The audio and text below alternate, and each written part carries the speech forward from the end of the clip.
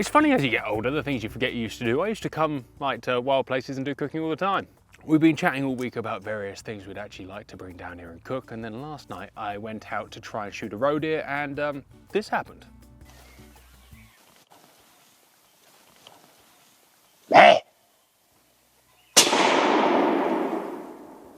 Evidently not a roe deer, but a muntjac. And the tradition of Stalker's breakfast is usually for morning stalks, but I thought, hey, let's have a Stalker's evening breakfast. Stalker's breakfast is the concept of where you gralloch a deer. You shoot a deer, you gralloch a deer, and you end up with the liver and kidneys. And the rest of the deer has still got its skin on in the fridge, but the liver and kidneys need to be eaten relatively quickly. So after you've been hunting in the morning, bang. All right, so for this, you're gonna need some liver. You can use the kidneys, but I didn't. I mean, muntjac kidneys are tiny, and to be fair, I quite like the liver, and the kidneys I could take or leave, unless it's in steak and kidney pie. This is gonna be relatively simple and delicious. We're gonna go onions, mushrooms, olive oil, liver, a little bit of garlic, that's already been put in powder form, and a little bit of mascarpone cheese to make it creamy.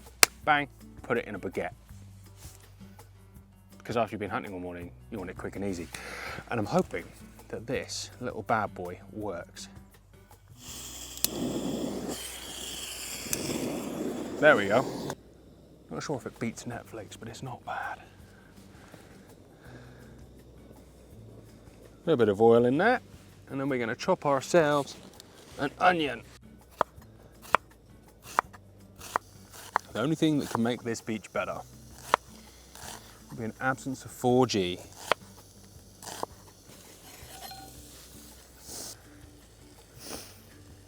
Today's mushrooms are shiitake. The fact that these are available and not much more than chestnut mushrooms is nice. And I am partial to just a basic, boring button mushroom, but I do like these. They are particularly nice. There's a delicate feel to them when you're smashing them around your mouth. That's way too many. Let's save some of these bad boys for... Goodbye. That is enough. Honestly, we're not looking to do a great deal of these. I'd say chop them into 3s. Only because it will make the sandwich easier to close when we put it into our... I'm glad we brought us spares. I'm dropping them with reckless abandon. Look at this monster. Am I dreaming that shiitake mushrooms used to be spelt with one eye, and then they added the extra I to make people say it right? Clearly Mandela effect. Clearly me just making too many inappropriate jokes to my mother as a child, using it as a flagrant excuse to drop in a half swear. Sorry, Mum.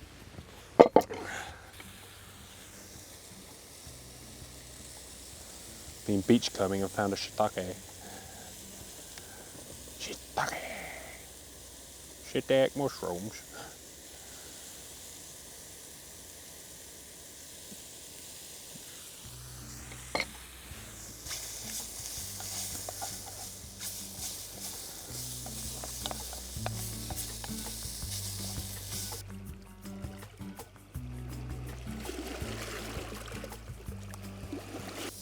Mate, you really do forget how nice summer is, right? Winters are too long in this country, and summers are too short.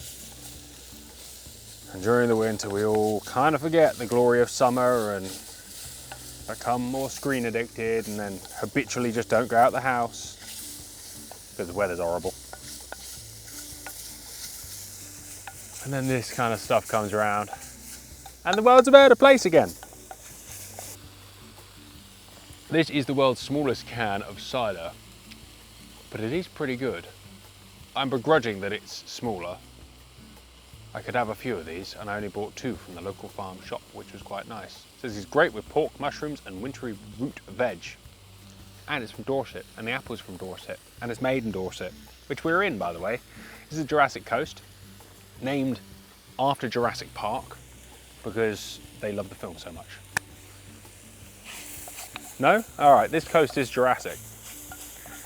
it's got bones and fossils and cool rocks and lots of dinosaurs and stuff. Honestly, I think they just thought people might be more interested in coming if it had some dinosaurs involved.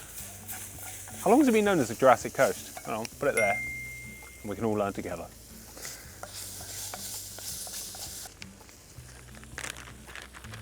All right, liver chopped into, I don't know, 1/4 inch slices, variable slices, however big a slices you want, and hopefully this is going to make us a nice gravy.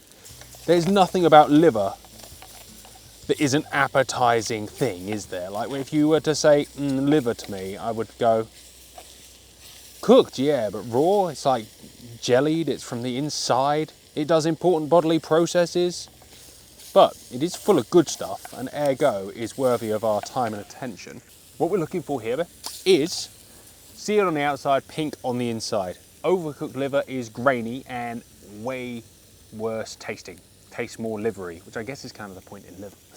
But obviously this is like a personal preference thing, right? I know a lot of people who do like it slightly overcooked. Some people who are so worried about there being any leftover evil stuff in there that they want to burn it all out. And I guess from a health perspective, you're never going to get sick from overcooked food. But I go as far as to say you're rarely going to get sick, providing the deer was a healthy deer, which this one was up until, I don't know, 15 hours ago. I said, I'm not the World Health Organization, nor am I a qualified doctor, nutritionist or anything, so don't listen to me. If we take this and put it into there, it's definitely a little drier than I wanted it to be, but I think with the wind, I was going to put a cider in there, but right, olive oil in, le cook. Oh Christ, that got hot quick. Almost like it's over a fire. And then to moisten that up, because I neglected to bring any mayo, which would be my favourite thing to have with any kind of fried meat, because I'm an absolute heathen according to everybody who doesn't love mayo as much as I do. There are other better sauces, but mayo is more convenient. I don't want ketchup with this. I don't like brown sauce with this kind of stuff. I want light, refreshing pats. Which is probably, now I say it like that, actually quite disgusting.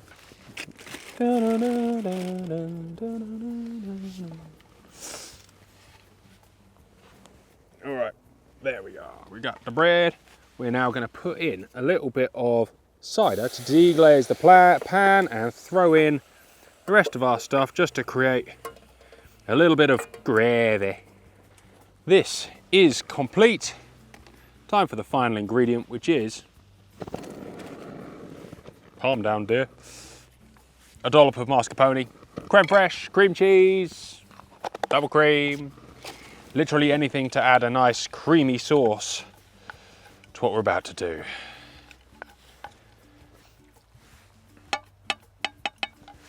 All right, turn that off. That's gonna be righteously hot, so we'll put that over there.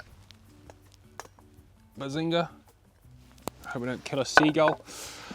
And serve ourselves up. This is where it gets a little more complicated when you're sat in the middle of nowhere on a rock. All right. Do not expect beautiful plating. If I couldn't do it in a studio, the chance of me doing it in the middle of this beautiful place is even less. All right, let's kick it off with meat first. Meat first.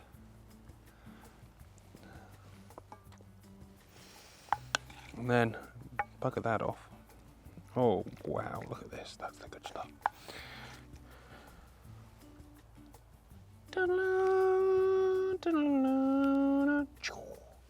Tasty yummies.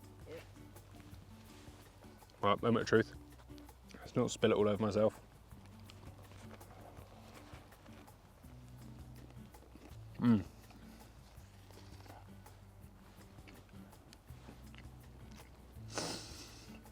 That's pretty good.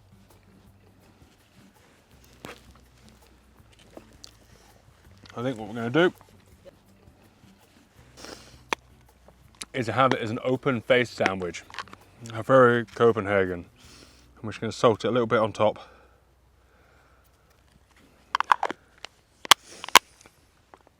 Because I think It's too bready. Too bready for me anyway.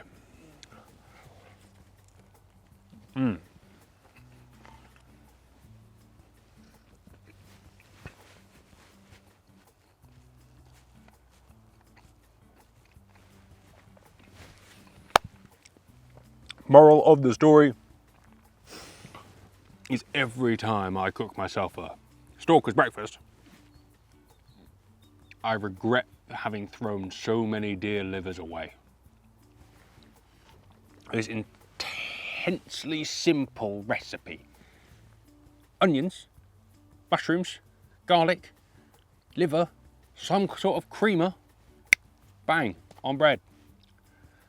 Life doesn't get much easier than that for a tasty meal. And hey, I was umming and ahhing whether to actually take that deer, because I was really out for a roe deer for this 6 Species of Britain project we're working on all over this year, in which we've managed to only shoot muntjac so far on 6 different outings. Oh, and 1 fallow doe, which was more incidental and so probably won't sort of make a whole feature. Well, I'm very glad I did, because hell, I do eat a lot of this food and I do not regret any time there's more of it to eat. From a flavour perspective, we've got that liver taste. It's quite a mild liver taste, a muntjac liver. It's nice, I quite like it. You've got the onions, they're sweet. You've got the mushrooms, they're earthy. You've got the bread that adds literally nothing other than some sort of way of serving it. And the cream that binds it all together. And there is a kind of a back-end dairy bite. Having used olive oil instead of butter, which is a preference for me for this, you end up with a bit of an olive oil finish to it, and it will sit in your mouth alongside the mascarpone. I'm a big fan. There's 1,000 ways to skin a Stalker's breakfast. In fact, I'm not even sure if it's a real thing or whether it's a modern thing. I've no idea how long Stalker's breakfasts go back in society. But for me, I mean, it's more of like a Stalker's delight, because I don't know if you can even buy deer livers. I mean, presumably, but I could never recall seeing one for sale. So, if you want one, more than likely, you're gonna have to go become a Stalker and then have a Stalker's breakfast. Guys, thank you very much for joining me here. We're gonna get to sitting back and enjoying the view for a few hours before we get back to work. Take care.